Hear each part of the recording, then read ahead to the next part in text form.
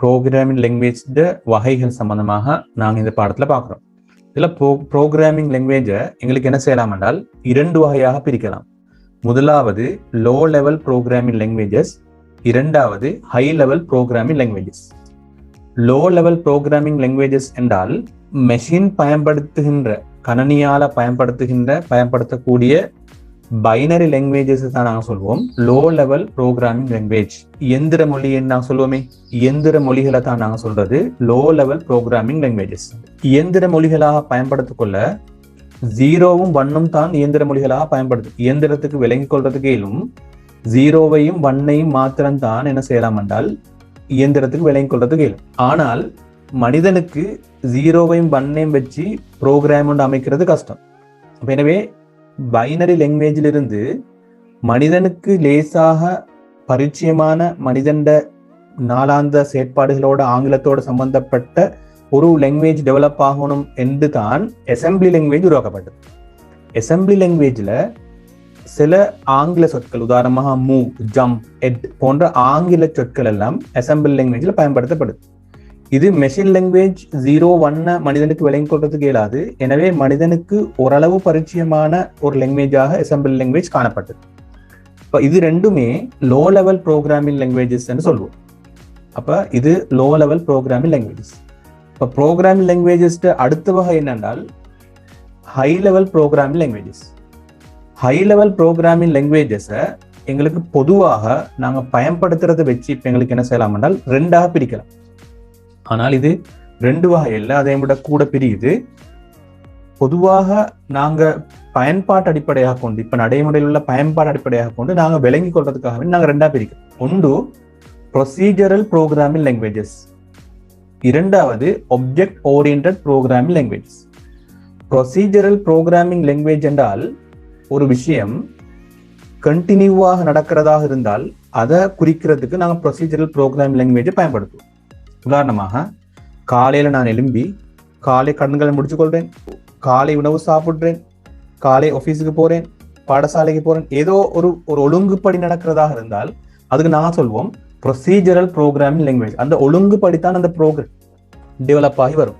உதாரணமாக நாங்கள் பார்த்த அந்த பெஸ்கல் என்றது ஒரு ப்ரொசீஜரலாக வந்ததை நீங்களே பார்த்துக்கொள்றது. நாங்கள் முதலாவது என்ன சொன்னோம், யூசர்கிட்ட ஒரு நம்பரை தாங்கன்னு நாங்கள் சொன்னோம். அதுபோல் யூசர் ஒரு நம்பரை தந்தார். அதுபோல் அந்த நம்பரோட நாங்கள் ஒரு கல்குலேஷனை போட்டு எட் பண்ணினோம். 2வது நம்பர் தாங்கன்னு கேட்டோம். இப்படி ஒரு ப்ரொசீஜராக நடக்கிறதாக இருந்தால் இதுக்கு நாங்கள் சொல்லுவோம் ப்ரொசீஜரல் ப்ரோக்ராமிங் லாங்குவேஜ் சொல்லுவோம். அப்போ ஹை லெவல் லாங்குவேஜுக்குள்ள அது வருது. இப்போ பெஸ்கல்ன்றது ஹை லெவல் லாங்குவேஜ். இரண்டாவது பெஸ்கல், பைத்தன் அப்படியெல்லாம் ஹை லெவல் லாங்குவேஜ்ல வருது. இரண்டாவது நாங்கள் பார்க்குறோம் ஆப்ஜெக்ட் ஓரியன்டட் ப்ரோக்ராமிங் லாங்குவேஜ் என்று 2வது வகை.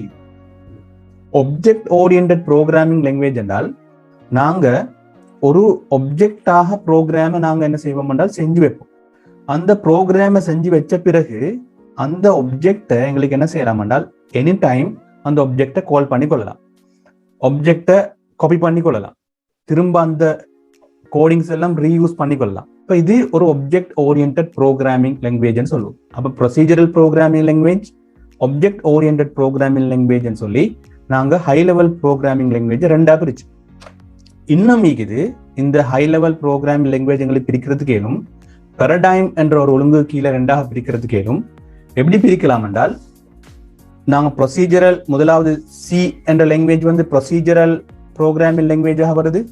சி என்ற லாங்குவேஜ் ப்ரொசீஜரல் ப்ரோக்ராமிங் லாங்குவேஜாக வருது. ஆப்ஜெக்ட் ஓரியன்டட் ப்ரோக்ராம்ல ஜாவா என்றது வருது. ஜாவா ஆப்ஜெக்ட் ஓரியன்டட் ப்ரோக்ராமிங் லாங்குவேஜாக வருது. இன்னும் எங்களுக்கு இதை பிரிச்சு கொள்றதுக்கு ஏலும் பெரலல் ப்ரோசஸிங் என்றதையும் பிரிக்கலாம். பெரலாக எங்களோட ப்ராசஸ் பண்றதுக்கு முடியுமான ஒரு லாங்குவேஜாக இந்த ஜாவா இருக்கு. இதே நேரம் இதெல்லாம் இம்பெரட்டிவ், கட்டளையிடுதல் சம்பந்தமாக, நாங்கள் கோடிங் கட்டளையிடுதல் சம்பந்தமான விஷயத்தை பேஸ் பண்ணி தான் இந்த 3 வருது. டிக்ளரேட்டிவ், அதாவது வெளியீடு சம்பந்தமாக வரதாக இருந்தால் இந்த எங்களுக்கு கேள்விப்பட்டிருப்போம் எஸ்கியூஎல் கேள்விப்பட்டிருப்போம், அதாவது டேட்டா பேஸ். இப்போ நாங்கள் இந்த ப்ரோக்ராம் ஆப்ஜெக்ட் ஓரியன்டட் ப்ரோக்ராம் செய்கிறோம். ஆப்ஜெக்ட் ஓரியன்டட் ப்ரோக்ராமை செஞ்சு அந்த ஆப்ஜெக்ட் ஓரியன்டட் ப்ரோக்ராமோட இந்த டேட்டா பேஸை நாங்கள் என்ன செய்கிறோம் என்றால் லிங்க் பண்ணுறோம். இந்த டேட்டா பேஸில் நாங்கள் ப்ரோக்ராம் செஞ்சு அப்படி சேமித்து வைக்கிறோம். வச்சுட்டு அந்த டேட்டா பேஸில் ஈக்கிறத இந்த ஆப்ஜெக்ட் ஓரியன்டட் ப்ரோக்ராமால் இப்படி நாங்கள் லிங்க் பண்ணி எடுக்கிறோம், ரைட்? அப்ப அப்படி ஒரு விஷயத்தை மாத்திரம் இப்போக்கு விளைவிக்குங்க. அப்போ ஒப்ஜெக்ட் ஓரியன்ட் ப்ரோக்ராம் என்றும் ப்ரொசீஜரல் ப்ரோக்ராம் என்றும் எங்களுக்கு என்ன செய்யலாம் என்றால் எங்களோட ஹை லெவல் லாங்குவேஜை பிரிக்கலாம். பேரடைமு கீழே இந்த சார்ட்டை ஓரளவு விளங்கி வச்சுக்கோங்க.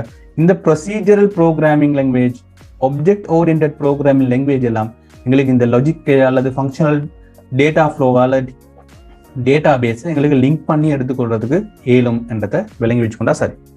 நாங்கள் 2 விஷயம் பார்த்தோம். ப்ரோக்ராமிங் லாங்குவேஜ் 2ஆ பிரியுது. ஒன்று லோ லெவல் ப்ரோக்ராமிங் லாங்குவேஜ், 2வது high level programming language. Low level programming language 2ஆ பிரியுது. ஒன்று மெஷின் லாங்குவேஜ் என்று சொல்வோம். அதுல 0 1 மாத்திரம் தான் மெஷின் பயன்படுத்தும். இப்பே மெஷின் அதான் செய்து. அசம்பிளி லாங்குவேஜ் சொல்லுவோம். மனிதனுக்கு கொஞ்சம் கிட்டவான ஒரு லாங்குவேஜ். மெஷின் லாங்குவேஜ் கொஞ்சம் இம்ப்ரூவ் ஆன ஒரு லாங்குவேஜ் அசம்பிளி லாங்குவேஜ். இந்த 2 லாங்குவேஜும் தான் நாங்கள் சொல்லுவோம் low level programming language. High level programming language என்று சொல்றது ஒன்று ப்ரொசீஜரல் ப்ரோக்ராமிங் லாங்குவேஜ் ஆகவும் ஒப்ஜெக்ட் ஓரியன்ட் ப்ரோக்ராமிங் லாங்குவேஜ் ஆகவும் நாங்கள் 2 பிரிக்கிறோம். இப்போ இந்த ப்ரோக்ராமிங் லாங்குவேஜ் பேரடைம்ஸ், கட்டளை படிவங்கள் பேரடைம்ஸ் எங்களுக்கு பிரிச்சு கொள்ளலாம். 6ஆக பிரியுது. அதுல ஒன்று procedural, object orient, parallel processing என்றது ஒரு பக்கமாகும். இதெல்லாம் ஹை லெவல் ப்ரோக்ராமிங்கோட சம்பந்தப்பட்ட பகுதிகளாக நாங்கள் பார்க்கிறோம். இந்த விடயங்களோட நாங்கள் பார்க்க வேண்டிய அடுத்த பகுதி என்னென்றால் ப்ரொசீஜரல் ப்ரோக்ராமிங் லாங்குவேஜுக்கும் ஒப்ஜெக்ட் ஓரியன்ட் ப்ரோக்ராமுக்கும் இடையில் உள்ள வித்தியாசம் என்ன? ப்ரொசீஜரல் ப்ரோக்ராமிங் லாங்குவேஜுக்கும் ஒப்ஜெக்ட் ஓரியன்ட் ப்ரோக்ராமிங் லாங்குவேஜுக்கும் இடையில வித்தியாசம். முதலாவது procedural programming language top to bottom approach தான் காணப்படும். டாப் டு பாட்டம் அப்ரோச் காணப்படும் ப்ரொசீஜரல் ப்ரோக்ராமிங் லாங்குவேஜ். இதுல மேல நாங்க ஆரம்பத்துல ஒரு கொஸ்டின் கேட்டிப்போம். அதுக்கு பிறகு அவங்க டேட்டாவை போடுவாங்க. திரும்ப நாங்க இன்னொரு கொஸ்டின் கேட்போம், இன்னொரு டேட்டா போடுவாங்க. இப்படி ஒரு ப்ரொசீஜரலாக டாப் டு பாட்டம் அப்ரோச்ல தான் அது வந்து கொண்டு இருக்கு. ஆனால் இந்த ஒப்ஜெக்ட் ஓரியன்ட் ப்ரோக்ராம்ல நாங்க டேட்டாஸ் எல்லாம் கொடுத்து வச்சுட்டிப்போம். நாங்க எங்களோட ப்ரோக்ராம் எல்லாம் ஒப்ஜெக்ட் வைஸா நாங்க செஞ்சு வச்சுப்போம். கீழிருந்து தான் அந்த ஃபங்க்ஷன் எல்லாம் ரன் ஆகும். கீழிருந்து நாங்க கொடுக்குற கடைசி கோடிங்ல இருந்து தான் இந்த ஒப்ஜெக்ட் ஓரியன்ட் ப்ரோக்ராமிங் ரன் ஆகும். 2வது ப்ரொசீஜரல் ப்ரோக்ராமிங் லாங்குவேஜ்ல என்னென்றால் எங்களோட கோடிங்ஸை ரீயூஸ் பண்ணிக்கொள்றதுக்கான சிரமங்கள் அதிகமாக இருக்கும். ஏனென்றால் ஒவ்வொரு ப்ரொசீஜரும் வித்தியாசமாக இருக்கும். ஒரே மாதிரி எல்லா ப்ரொசீஜரும் எங்களுக்கு வராது, எல்லா கோடிங்கும் வராது. எல்லா ப்ரோக்ராமுக்கும் ஒரே ப்ரொசீஜரை எங்களுக்கு என்ன செய்யலாது, யூஸ் பண்ணிக்கொள்றதுக்கு இயலாது. ஆனால் ஒப்ஜெக்ட் ஓரியன்ட் ப்ரோக்ராமிங்ல நாங்க ஒரு கோடிங் டெவலப் பண்ணி வச்சால் அந்த கோடிங்கை எங்களுக்கு வேற தேவைகளுக்காக வேண்டி அல்லது பொதுவான நோக்கங்களுக்காக வேண்டி கோடிங்கை நாங்கள் டெவலப் பண்ணி வச்சோம் என்றால் அதை எங்களுக்கு ரீயூஸ் பண்ணிக்கொள்றதுக்கு இயலும். அப்ப எங்களுக்கு விளங்கிக்கணும் ப்ரொசீஜரல் ப்ரோக்ராமிங் லாங்குவேஜுக்கும் ஒப்ஜெக்ட் ஓரியன்ட் ப்ரோக்ராமிங் லாங்குவேஜுக்கும் இடையில வித்தியாசத்தை நாங்கள் விளங்கிட்டோம். அடுத்தது நாங்க ஆரம்பத்தில் பார்த்தோம் லோ லெவல் ப்ரோக்ராமிங் லாங்குவேஜ்ல 2 வகை. ஒன்று மெஷின் லாங்குவேஜ், 2வது அசம்பிளி லாங்குவேஜ், அடுத்தது ஹை லெவல் ப்ரோக்ராமிங் லாங்குவேஜ். அப்ப நாங்க அசம்பிளி லாங்குவேஜுக்கும் ஹை லெவல் ப்ரோக்ராமிங் லாங்குவேஜுக்கும் இடையில வித்தியாசம் என்னன்றதை இப்ப பார்க்க போறோம்.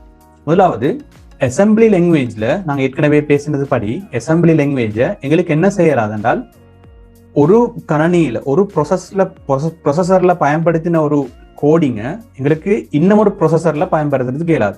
நான் இந்த கணனியில நான் என்ன செய்யறேன், அசம்பிளி பண்றேன், கோடிங்ஸ் எழுதுறேன் என்றால் அதே கோடிங்க இன்னொரு கணனியில 2வது கணனியில ப்ரொசஸ் பண்றதுக்கு இயலாது. அது முதலாவது அசம்பிளி லாங்குவேஜ் உள்ள பிரச்சனை. ஆனால் ஹை லெவல் லாங்குவேஜ் ஜாவா போன்ற லாங்குவேஜ்ல நாங்க எங்களுக்கு வேர்ஷன் மாறினாலும் ஜாவாட வேர்ஷன் 1 2 3 என்று வேர்ஷன் மாறினாலும் பழைய வேர்ஷன்ல செஞ்சோண்ட எங்களுக்கு என்ன செய்யலாம் என்றால் புதிய வேர்ஷன்லையும் ஓபன் பண்ணி கொள்ளலாம். அது ஹை லெவல் ப்ரோக்ராமிங் லாங்குவேஜ் உள்ள ஸ்பெஷாலிட்டி. அடுத்தது 2வது விஷயம் என்னென்றால் எங்களுக்கு அதை சின்டெக்ஸ் இப்போ நாங்க ஒரு ப்ரோக்ராமிங்கை நாங்க என்ன செய்யறோம் என்றால் டைப் பண்ணி கொண்டு போறோம். டைப் பண்ணிட்டு போகக்குள்ள ஏதாவது ப்ரோக்ராமிங்கை டைப் பண்ணிட்டு போயிட்டு நாங்க ப்ரோக்ராமை ரன் பண்றோம் அசம்பிளி லாங்குவேஜ்ல.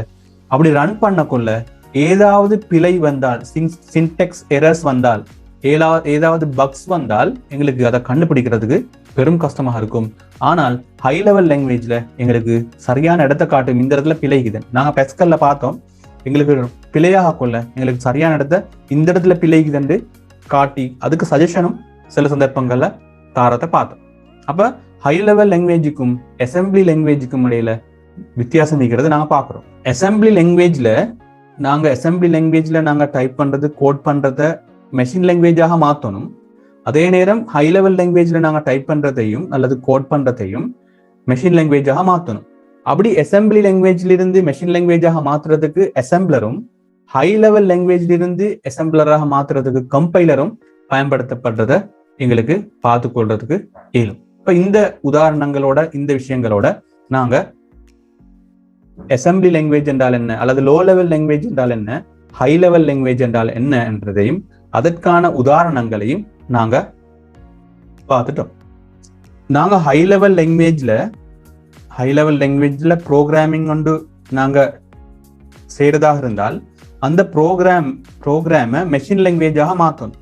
மெஷின் லாங்குவேஜாக மாற்றுறதுக்கு 2 வகையான விடயங்கள் நடைபெறுது. ஒன்று இன்டர்பிரட்டர், 2வது கம்பைலர்.